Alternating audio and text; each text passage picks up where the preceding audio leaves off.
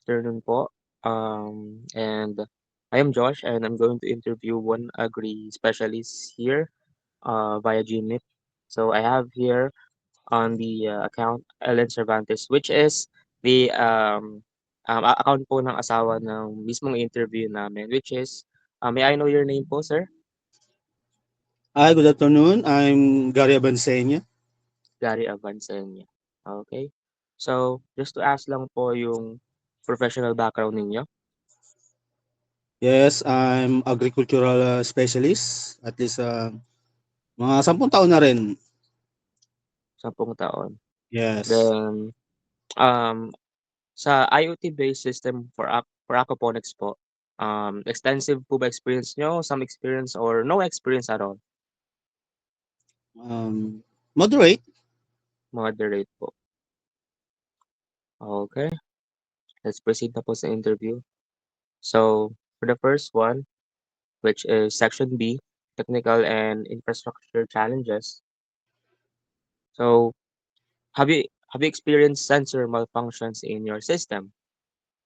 Yes, sometimes. Okay. Uh, Minsan magugulat ka na lang na nagkakaroon ng alarm like that. Or Mm, hindi gumagana na system. nagloloko po, no? Yes, ganun, ganun. Okay. Yun ang maiwasan. So, next, how often do you experience unstable internet connectivity? So, sa app po ito, yung kunyari, kung ano po ba, nagkakaroon po ba kayo ng delay? So, na-experience niyo po ba siya or never, rarely, occasionally, frequently, or always? Occasional, yes. Occasional na experience. So, do you have backup power for your system po in case of outages? I I do, but sometimes it also fail. It's failing sometimes. So, Same as are you same as my mhm, system. okay po. Are you using a local server, Raspberry Pi? Because on our system po, we use ESP32 or Arduino. So, ayun po yung ginagamit namin sa aquaponics. So, kayo po ba? Gumagamit po ba kayo? Yes or no? No, I don't have. No. So, how reliable is the data received from your sensors po? Very reliable, somewhat reliable, unreliable, or not sure? Uh, I can say it's natural. Mm, it's somewhat reliable po ba? Or very reliable po? Sakto lang po. Neutral lang. Sakto lang, sakto. Mm. Sakto lang. Okay. On my So, mhm, experience niyo po? yes, on my Okay. expectation, yes. Sakto Okay. lang. Sakto lang.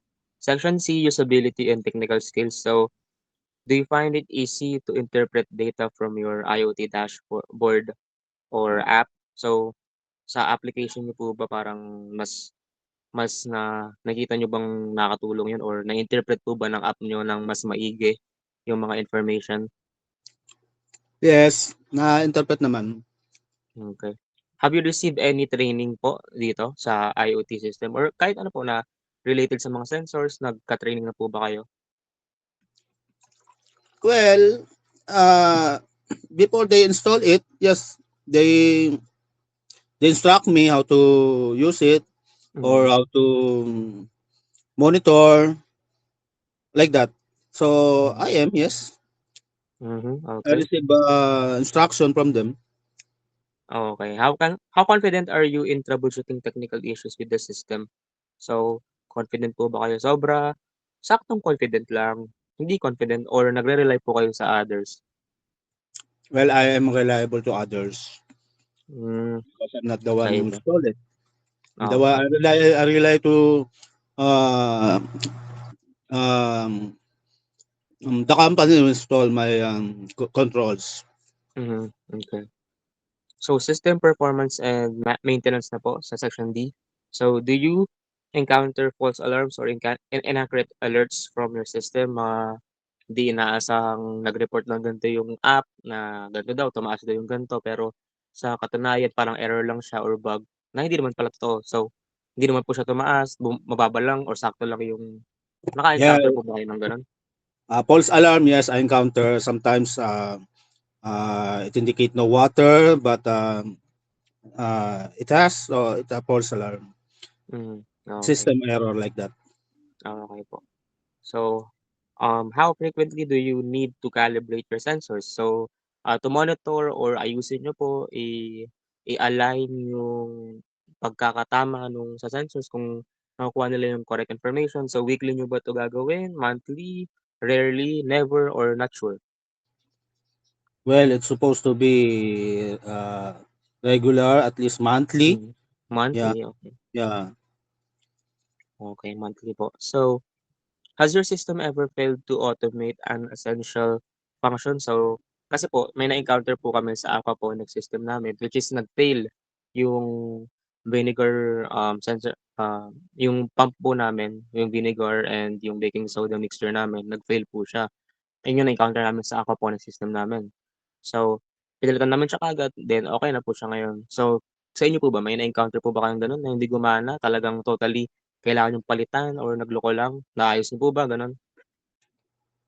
Yes, merong nagkakagano'n ding encounter na hindi gumana, pero hindi naman kailangan palitan. Mm. Nagkakaroon lang ng, ah, Hmm, failure kayang sa system. maayos, kaya pong maayos. Yeah, kaya kailangan talaga ng preventive maintenance sa mga Okey, system. okey. So, how satisfied are you with the overall reliability of your IoT system? So, sa system niyo po, satisfied po ba kayo sobra, very satisfied, satisfied, dissatisfied, or very dissatisfied? Well, I am very satisfied.